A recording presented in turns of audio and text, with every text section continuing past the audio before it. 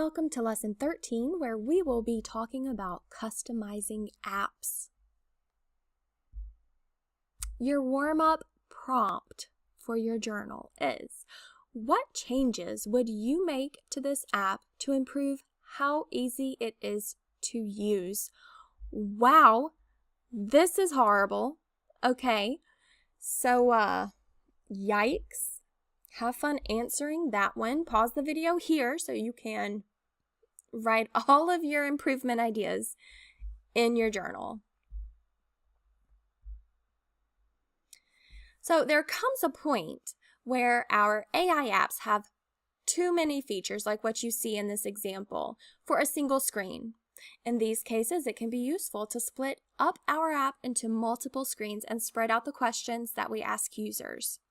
This makes the app easier to use and makes it easier to group questions together. So in this lesson, we're going to learn how to split up our apps into multiple screens and how to update the code in our app to match the new screens.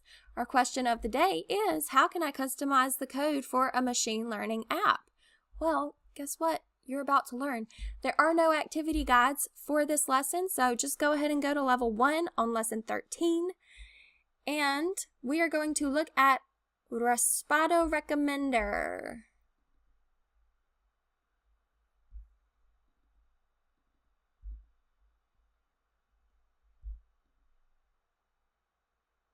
Raspado?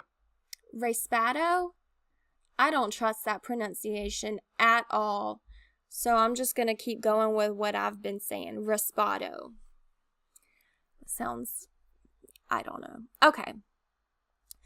Now that we know how to edit our code to use new design mode elements, let's take a look at,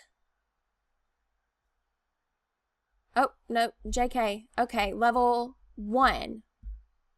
What you're going to do, find the section of the code where the features are collected using a data variable. Some features are set up correctly with getText blocks and some are blank. Show me where. Drag out a getText block to each feature with a blank entry. Use the drop-down menu to select the appropriate design element for each feature. Run the app and verify that it works. Okie dokie. getText. No, that's setText. getText. See, these are blank. Now, what you should know between the difference of just looking at the text and looking at the blocks.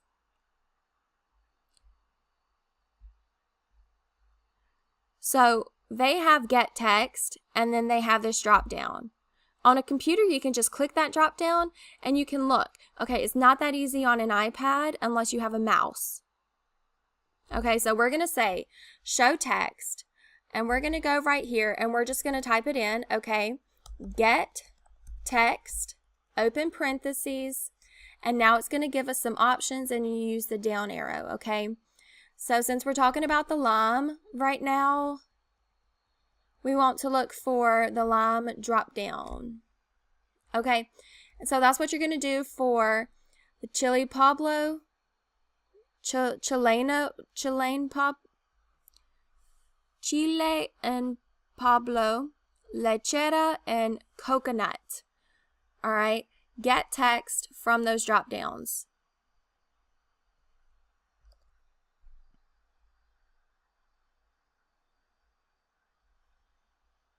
Run the app and verify that it works. Did the changes you made help it to work?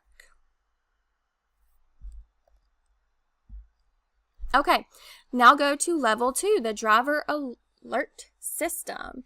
In this level, or the next series of levels, they are going to be a little bit more advanced.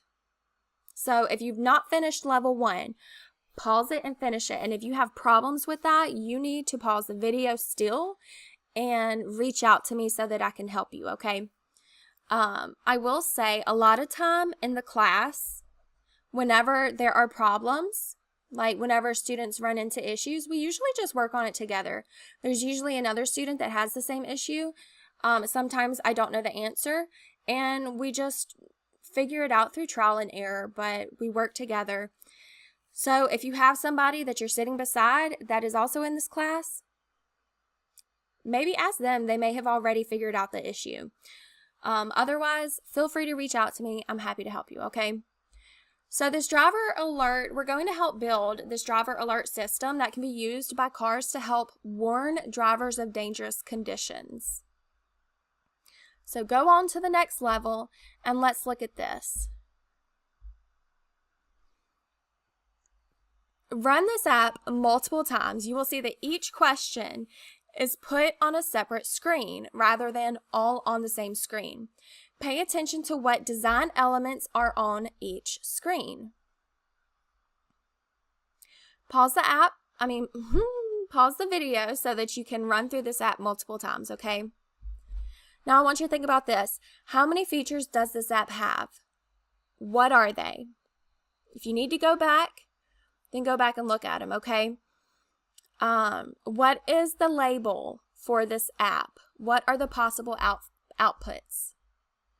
Okay, well, there are 4 features: the number of cars, weather, temperature, and the time of day. And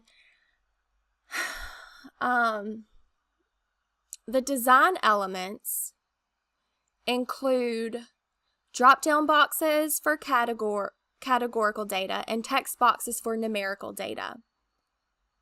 So if you looked at the model card, you could have gotten this information, okay? You should be able to identify 3 possible label values: danger, warning, and normal. This information is easier to see in the model card rather than testing the app over and over again. So, yeah, there's that. All right, moving on to level 3.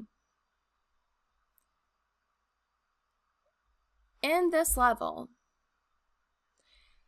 click on Design Mode. Click on each element on screen 1, then press the red Delete button. Select Home Screen from the screen drop-down menu. Select the screen, then press the Make Default button. Looks like this. Run the app and verify the welcome screen loads. You should also be able to click each next arrow to continue through the screens. You won't be able to see the final screen until we adjust the code for our app in the next few levels. All right. Once you have done those things, you're literally just following the instructions on each bubble, on each level, okay? So that was level 3. All right. You heard what I was reading from the slide. Let's look at the level and you will see that it's the same.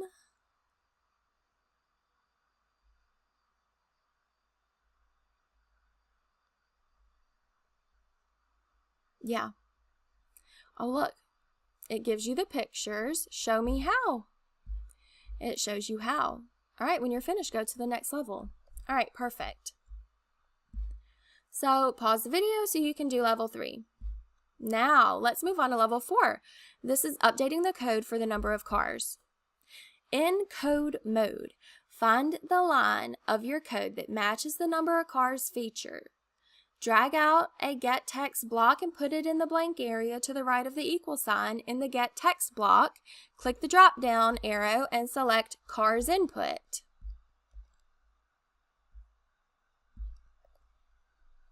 We won't be able to test our code until the very end, so be sure to check your code carefully. When you are finished, continue to the next level. What's going to happen is when we get to the very end and we test our code, if something's not right, we're going to have to go back through every single one of these bubbles to make to find where we messed up. So that's why they're saying check your code now before we get to the end and you've really, really messed up. All right, so right here, it says get text. So add pair, data, cars, get text, and then we're going to say cars input. That's right there. Okay, and we're going to do the same thing for each one. So get text, weather, drop down.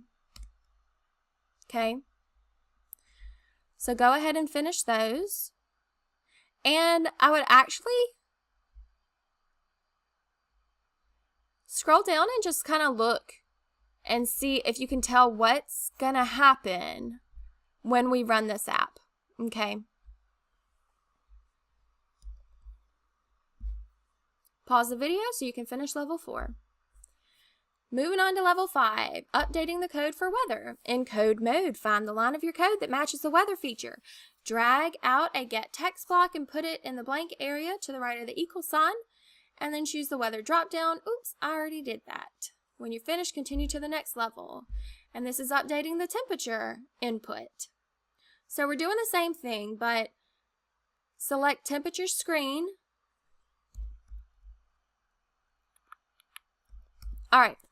Select the temperature screen from the drop-down menu, drag out a text element to the screen, set its ID to temperature input in code mode, find the line of your code that matches the temperature feature, drag out a get text block, and put it in the blank area to the right of the equal sign. You are following the instructions that are for each level, okay? So then you move on to level 7, updating the time of day. Drag out element onto screen, set its ID to time of day dropdown. Look at the model card to see if the values are different for the time of day feature. In the options property, enter each value on a new line. Make sure each option exactly matches what it says on the model card. In code mode, find the line of your code that matches the time of day feature. Drag out get text block. When you're finished, move on to the next level. Okay. It gives you these instructions on each level, and then it also shows you how to do some of them. All right. Read the instructions and follow them. Level 8 is testing the app. Run the app several times trying different road conditions. Verify that the app still works correctly. If the app doesn't work like you expected, go back to the previous levels and double check the steps you took. See, what did I tell you? Some common places to debug are checking for typos, especially in the IDs of your elements. Checking that the drop-down menu for time of day matches the model card information. Checking that the get text blocks have the correct IDs in them. If the app is working correctly, continue to the next level where you can customize your app. Now you're going to practice customizing your app. Choose one of these that you haven't done before, or you can do them all. Because the more you practice, the easier it will get. I can promise you that, okay? Choose from the following tasks. Go ahead and finish your app, finish this level, and then come back for the journal wrap-up. What is one benefit to having features spread across multiple screens in an app? What is one drawback to having features on multiple screens in an app? Answer that in your journal, and then answer the question of the day. How can I customize the code for a machine learning app? And that's it for this lesson. Man,